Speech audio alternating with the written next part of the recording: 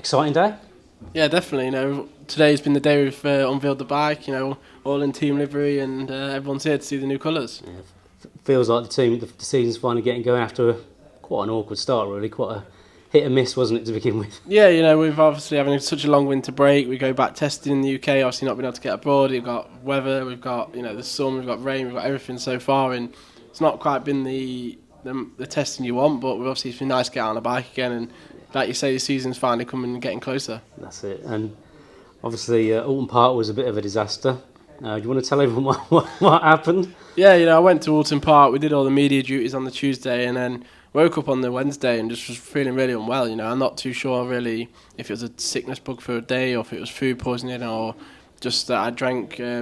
Sounds silly, but I had a Coke Zero with some ice, and maybe the ice machine at the place I stayed in was a bit faulty. So yeah, it wasn't a great test, shall we say, at Alton Park. We missed out on that one, but looking forward to getting to Knockhill next week and getting back on the bike. Yeah, great. And obviously we've got the new bike. Everything is on it now because we've been struggling with fairings and some other bits and bobs. But what sort of, realistically, are you thinking the same sort of season as last year?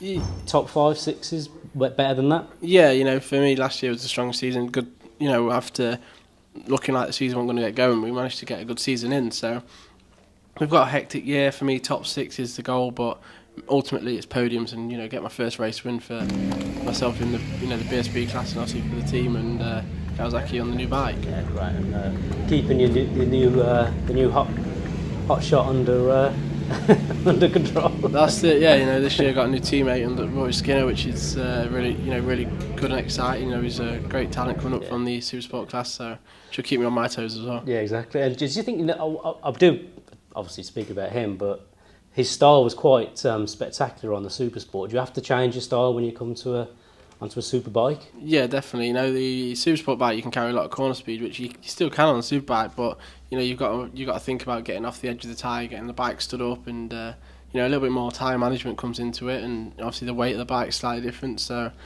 it's something that you'll be able to learn on.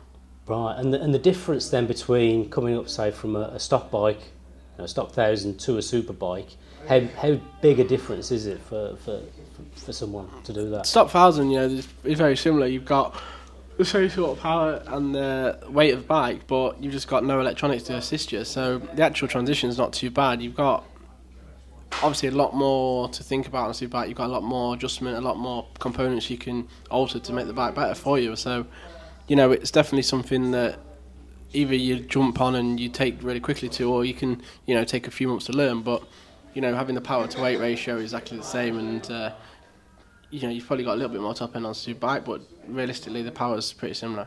And just getting that power down on the Superbikes is quite difficult. A lot of the guys, Matt will tell me as well, that sometimes they're turning it down. Yeah, I couldn't probably, I wouldn't like to think or know really realistically, but I'm pretty sure most of the grid don't have full one-to-one horsepower, one-to-one power with the bike. Everyone is taming the bike down. Everyone's keeping the bike at a controllable speed, so you can actually use the bike to the best you can for the day and the track. And that's more about just getting it out the corners nice and smoothly.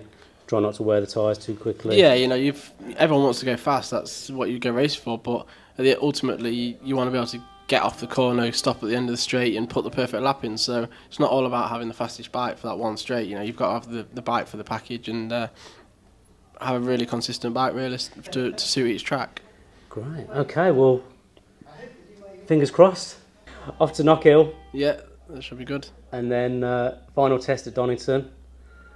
And then we're first back at Alton Park, so... Yeah, not long now. Month's time, just less than a month, and we're going racing. Oh, well, fingers crossed the weather, and all the best, mate. Thank you.